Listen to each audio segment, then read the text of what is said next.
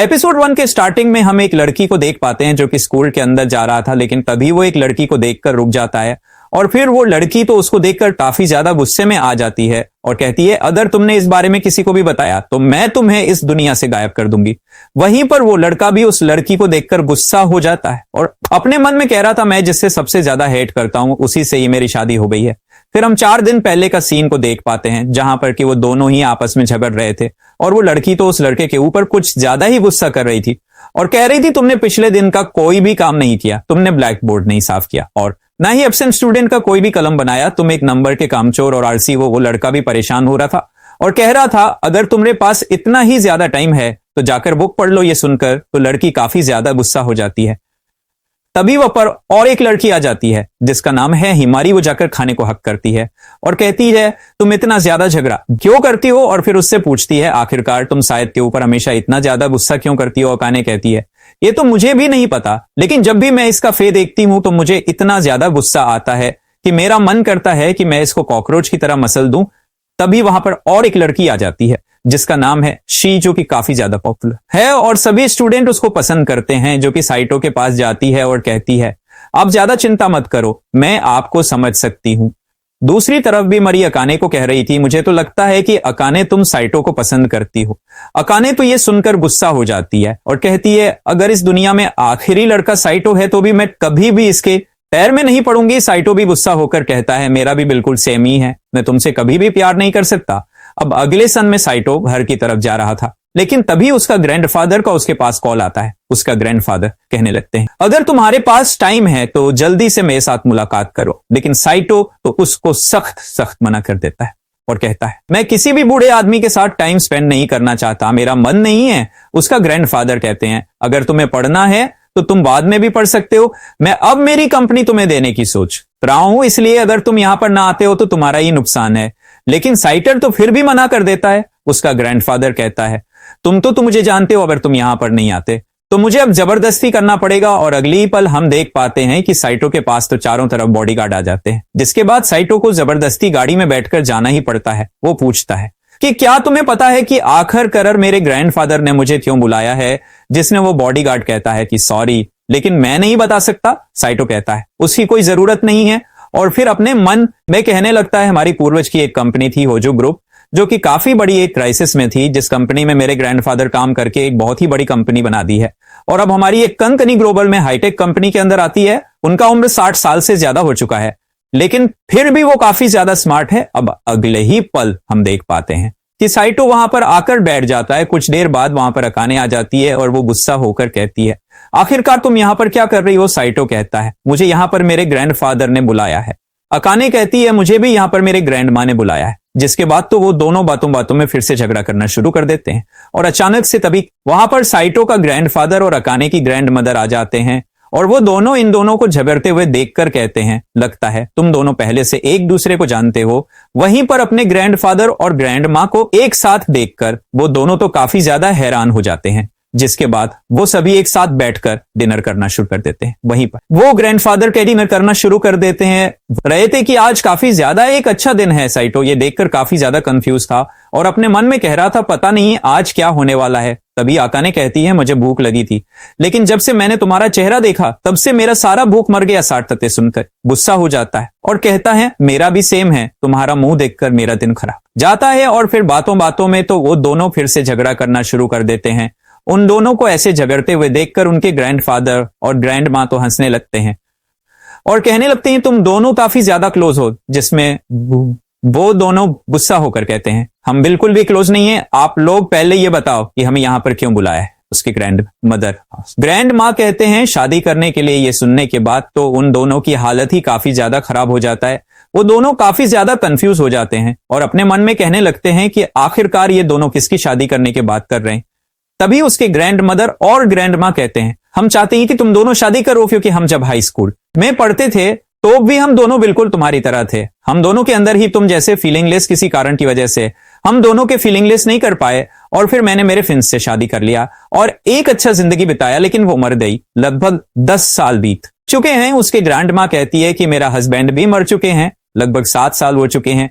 और तब से लेकर आज तक हर रात ये मेरा ख्याल रखते हैं। आकाश सुनकर शर्मा जाती है और कहती है ऐसी बातें मत करो। फिर उसके ग्रैंडफादर कहने लगते हैं हम दोनों तो एक दूसरे से शादी नहीं कर पाए, लेकिन हम चाहते हैं कि हमारा ये सपना हमारा ग्रैंड चिल्ड्रन पूरा करें। ये सुनने के बाद तो वो दोनों ही गुस्सा होकर मना कर देते हैं, कहते हैं क्या आप लोगों को पता नहीं है किसी के मर्जी के मुताबिक शादी करना ये इलीगल है।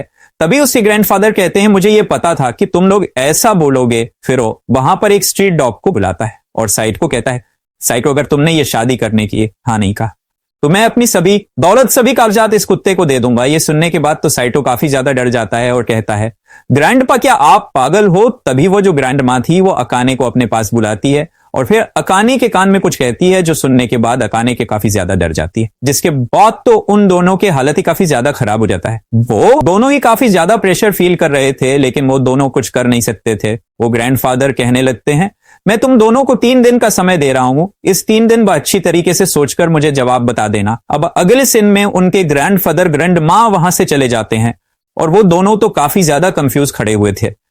तभी आका ने पूछती है क्या तुम शादी करने वाले हो। साइटो कहता है आखिरकार तुम क्या करने वाली हो और तुम्हारे ग्रैंड मदर ने तुम्हारे कान में क्या कहा था। अकाने गुस्सा होकर कहती है तुम्हें यह सुनने की कोई जरूरत नहीं है, ये मेरा फ्यूचर है, मैं खुद ठीक कर लूंगी। साइटो भी गुस्सा कर कहता है मैं भी तुमसे शादी नहीं करने वाला। अब अगले सन में हम देख पाते हैं कि अकाने अपने कमरे में काफी दूध होकर बैठी हुई थी और तभी हमें पता चलता है कि अकाने साइटो को इतना ज्यादा हेट क्यों करती है, क्योंकि जो साइटो है वो हमेशा क्लास में फर्स्ट आता है और अकाने सेकंड। तभी हिमारी अकाने को कॉल करती है और अकाने फिर बातों बातों में उसको कहती है कि हिमारी अगर तुम्हें कोई जबरदस्ती की किसी से शादी करने के लिए करे तो तुम क्या करोगे। हिमारी कहती है मैं तो मना कर दूंगी क्योंकि स्कूल में मेरा एक क्रश है और मैं उसी से शादी करना चाहती हूँ।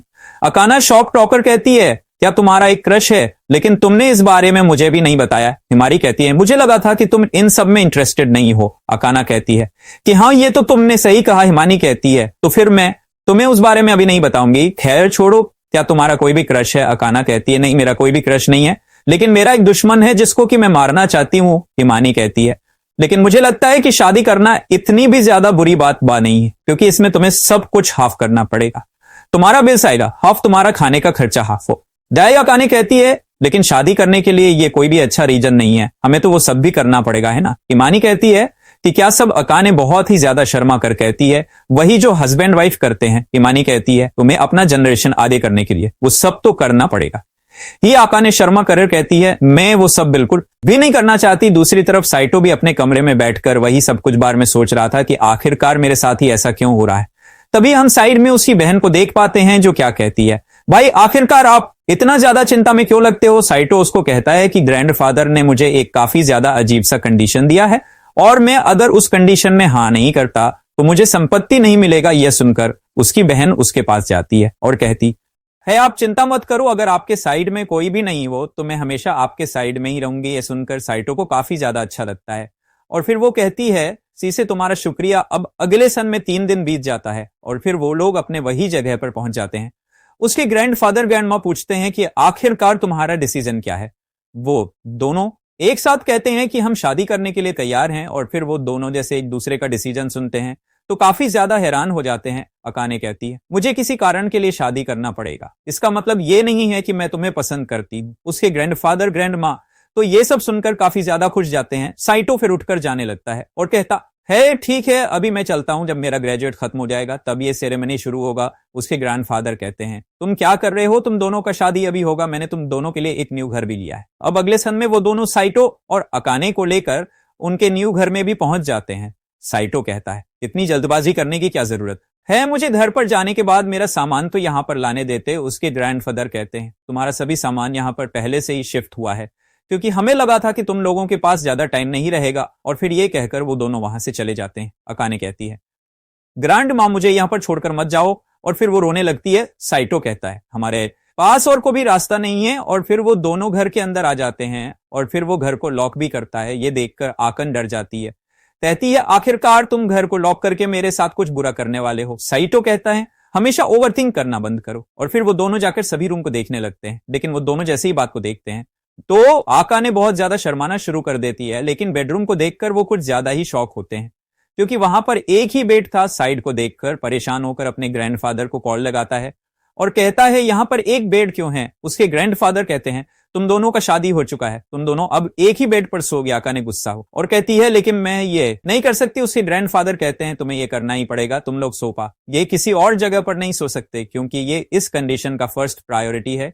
जो सुनकर उन दोनों का पैरों उतले जमीन की सक जाता है। साइटो कहता है कहीं उन दोनों ने इस घर पर कैमरा या सेंसर तो नहीं लगा कर रखे हैं। तभी अकाने क्षमा कर कहती है क्या तुम मेरे साथ अब वो करने वाले हो। साइटो कहता है कि क्या क्या करने वाला हूं। अकाना कहती है वही सब जो कि हस्बैंड वाइफ करते हैं, लेकिन मैं तुम्हारे साथ तो नहीं करना चाहती। साइटो कहता है मैं भी कौन सा तुम्हारे साथ वो करना चाहता हूं। अकाने कहती है मुझे पता था कि तुम मेरे साथ जबरदस्ती करोगे, इस वजह से मैं हथियार भी लेकर आई हूं। साइटो कहता है तुम मुझे गलत समझ रही हो, अगर तुम नहीं करना चाहती तो मैं तुम्हें फोर्सफुली ये सब करने के लिए नहीं कहूंगा। इसके बाद अकाने अपनी सभी चीजों को सही जगह पर रखना शुरू कर देती है। साइटो कहता है क्या मैं तुम्हारी मदद करूं। अकाने कहती है उसकी कोई जरूरत नहीं है, लेकिन देव उसका पैर फिसलकर वो गिर जाती है और साइटो उसको बचा लेता है। अकाने तो बहुत ज्यादा शर्मा जाती है और कहती है मुझे ऐसे छुआ मत करो। साइटो कहता है मैं नहीं चाहता कि शादी के पहले दिन ही मेरी बीवी मर जाए और मर्डर का इल्जाम मुझ पर लगे। अब अगले ही पल साइटो खाना खाने लगता है।